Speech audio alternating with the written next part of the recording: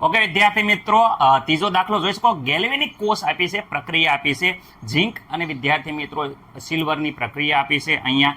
અને એમ કહે છે કે આકૃતિ દોરી અને આખું વિદ્યાર્થી મિત્રો 3 પ્રશ્નોના જવાબ દોરવાના છે વ્યવસ્થિત રીતે. અહીંયા ZnSO4 અને અહીંયા વિદ્યાર્થી મિત્રો AgNO3 નું દ્રાવણ લેવાનું છે. ZnSO4 માં ઝીંકનો સળિયો મૂકવાનો છે અહીંયા, અને અહીંયા સિલ્વરનો સળિયો મૂકવાનો છે.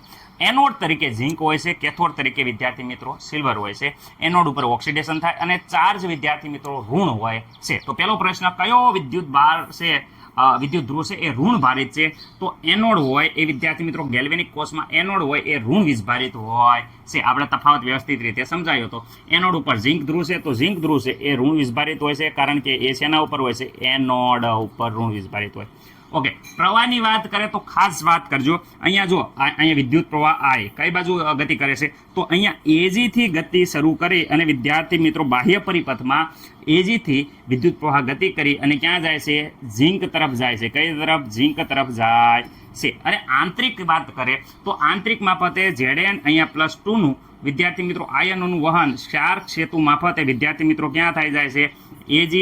Ag+ માં જાય છે. એટલે ઇલેક્ટ્રોન વિદ્યાર્થી મિત્રો આંતરિક વહન ઝીંકથી લઈ અને સિલ્વર સુધી થાય છે. બાહ્ય વહન પ્રવાહનું ક્યાંથી થાય છે? તો અહીંયા જોઈ શકો છો બાહ્ય પથમાં ઝીંક છે એ વિદ્યાર્થી મિત્રો Ag થઈ વીજતાર મારફતે બાહ્ય પથમાં ઝીંક તરફ હોય છે. પરંતુ આંતરિકની વાત કરે તો આંતરિક પથના આયનો છે એનું વહન આનાથી વિરુદ્ધ પ્રભાવમાં વહે છે. ઓકે વિદ્યાર્થી મિત્રો, ધ્રુવો ઉપર પ્રક્રિયા. તો વિદ્યાર્થી મિત્રો 2 ધ્રુવ છે, ખાસ ધ્યાન રાખવાની. એક તો વિદ્યાર્થી મિત્રો એનોડ અને બીજું છે કેથોડ.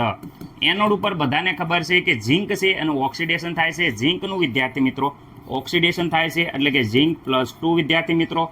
અને અહીંયા વિદ્યાર્થી મિત્રો ખાસ યાદ રાખવાનું, 2 ઇલેક્ટ્રોન મુક્ત થાય છે, એટલે એનોડ ઉપર હંમેશા ઓક્સિડેશન થાય છે. આ તમને યાદ રહેવું પડે. કેથોડ ઉપર વિદ્યાર્થી મિત્રો Ag છે એ Ag+ નું વિદ્યાર્થી મિત્રો રિડક્શન થાય છે. કેટલા લેવાના? 2 લેવાના, કારણ કે 2 ઇલેક્ટ્રોન સાથે પ્રક્રિયા કરે છે વિદ્યાર્થી મિત્રો. અને અહીંયા Ag વિદ્યાર્થી મિત્રો સોલિડ બને છે. રેડી. અહીંયા વિદ્યાર્થી મિત્રો કેથોડ ઉપર રિડક્શન થાય છે. અહીંયા પ્રશ્ન પૂરો થઈ જાય. અહીંયા જોઈ શકો છો કે ઓક્સિડેશન પ્રક્રિયા અહીંયા ઝીંકના દ્રાવણમાં ઓગળે છે. ઝીંક છે એ વિદ્યાર્થી મિત્રો ઓગળે છે, ઓક્સિડેશન થાય છે ઝીંકનું Zn+2 આયનમાં.